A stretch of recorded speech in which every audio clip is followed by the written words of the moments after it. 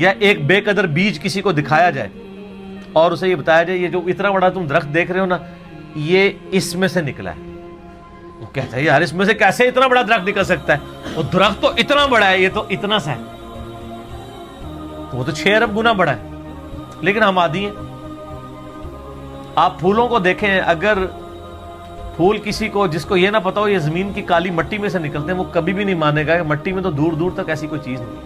Fruit کو دیکھ لیں، کائنات کی ہر چیز ایک معجزہ ہے۔ یہ الگ بات ہے کہ ہم چند معجزوں کے عادی ہو چکے ہیں اس لیے ہمیں وہ چھوٹے لگتے ہیں، ورنہ میں اللہ کی قسم اٹھا کے کہتا ہوں کہ مردے کا زندہ ہونا یہ چھوٹا معجزہ ہے، انڈے میں سے چوزے کا نکلنا اس سے بڑا معجزہ ہے۔ مردہ تو وہ پڑی ہوئی ہے لاش، وہی زندہ ہو رہی ہے نا، چوزے اور انڈے کا تو کوئی لینا دینا ہی نہیں دور دور تک۔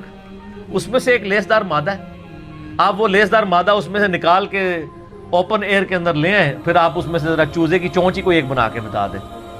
ابھی تو ہم انڈا بنانے کے لیے کسی کو کہہ ہی نہیں رہے، انڈا تو کوئی بنانے کا سوچ بھی نہیں سکتا۔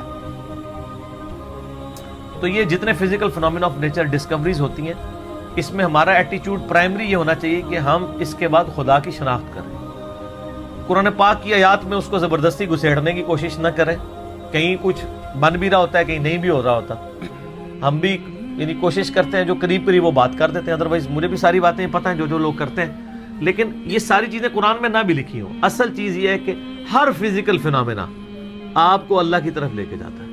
تو یہ بلیک ہول کی ڈسکوری بھی اللہ کی قدرت کی بہت بڑی نشاندہی ہے، کیونکہ جس نے ڈسکور کیا ہے اس نے تو اس کو پیدا نہیں کیا، اس نے صرف جانا ہے۔ اور اس سے آپ یہ بھی اندازہ لگائیں کہ ہم یعنی کئی چیزیں اس کائنات کے اندر کہ جن کو ابھی ہم صرف ان کو جانتے نہیں، ان کی ڈیٹیلز تو چھوڑ ہی دیں، ہمیں تعارف بھی نہیں۔ میں نے کئی دفعہ بتایا کہ اس کائنات کے اندر اس وقت 250 بلین گلیکسیز دریافت ہو چکی ہیں، 250 ارب۔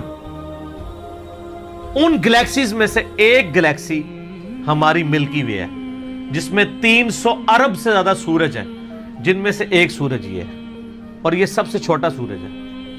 اس طرح کے 300 ارب سورج ہے، اور 1 ارب اتنا بڑا فگر ہے کہ اگر کوئی شخص 24 گھنٹے گنتی گنتا رہے نا 25 سے 30 سال چاہیے 1 ارب گنتی گننے کے لیے، 24 گھنٹے اور کوئی کام نہ کرے۔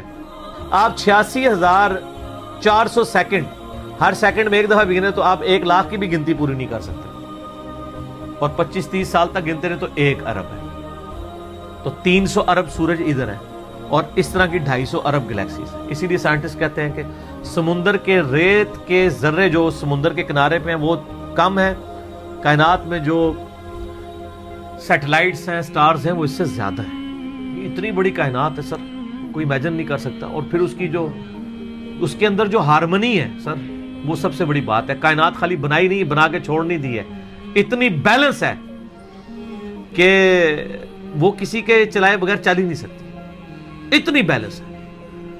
آپ کو اندازہ نہیں، یہ پوری پوری گلیکسیز ایک دوسرے میں سے یوں گزر جاتی ہیں اور کوئی سٹار دوسرے سے نہیں ٹکراتا، جس میں اربوں سٹارز ہوں اور وہ گزر جائیں۔ سر آج تک ہمارے آباء و اجداد میں سے کسی نے سورج کہ سورج نہ نکلا ہو، کبھی نہیں ایسا۔ سن ان لاز کا پابند ہے جو اللہ تعالیٰ نے اس کی ڈیسٹنی میں مقرر کر دی ہیں پچھلے 15 ارب سال سے۔